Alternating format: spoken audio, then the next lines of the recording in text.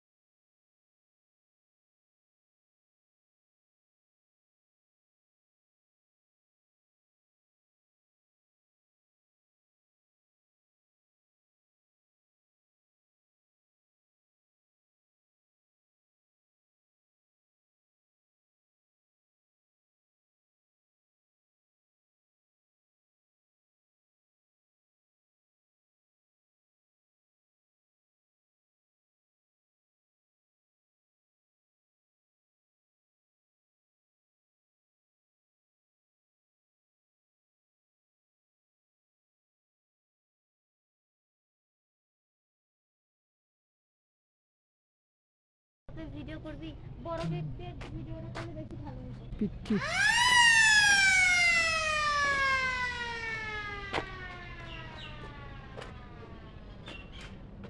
100 টাকা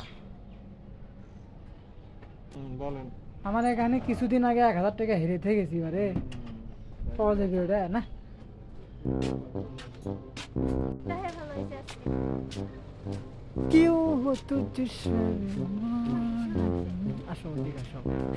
প্রতিবারই তো। এ বুকি মহিলা মহিলা পুরো ভিন্ন জগতই ফাঁকা।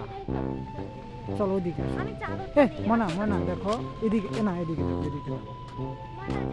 যাই এবার শুরু। আজকে পুরো ভিন্ন জগতই ঘুরলাম। বাড়িটা ওহ শালা। সোনাটা রেখে চাদরটা নিয়ে। এ আমি আমাকে দেখবি না স্যার, আমি সাজুগুজু কিছু করি না। আমাকে কি বাজে লাগছে না এদিকে নিষেধ কেন করলাম। আনবি না?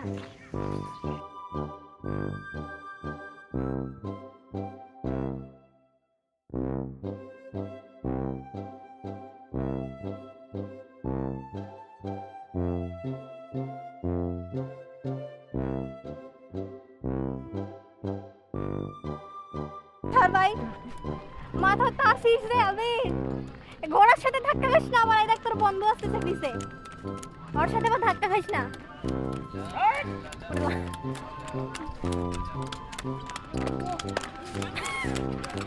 কে ভাই তুই হিজড়ার মতো তালি মারলি কে? আমির আমন গলে কিন্তু মুই কিন্তু ভিডিও ভালো করে করে ভালো করে গাইস আজকে আমি আসছিলাম ভিন্ন জগতে, ভিন্ন জগতে এসে আমি একদম অভিন্ন হয়ে গেলাম। কার জন্য আসছিস? এই জায়গাটা সেই সুন্দর।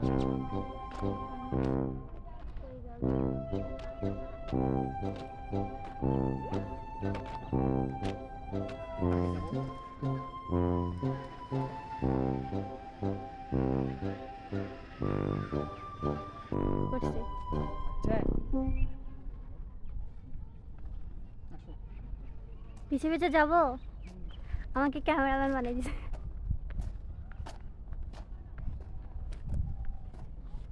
Welcome to my palace.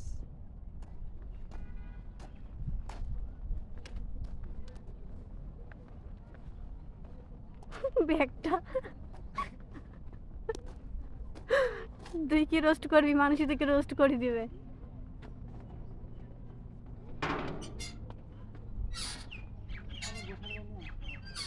আমি বসবো না, তুই বস। আমি বসবো না, তুই বস। ভিডিও করতে করতে যেন আবার পড়ে যাই আমি যে। না আমি অফ করবো না, আমার হাতে ক্যামেরা দিছিস মানে ভিডিও চলবে। একবার আমি একটা পেজে এরকম ভিডিও ছাড়ছিলাম, দেখছো? এত অফ করতে পারে, আমি অফই করিনি। জুম করবো না কি ওখানে? না এই ইউটিউবে তুমি এটা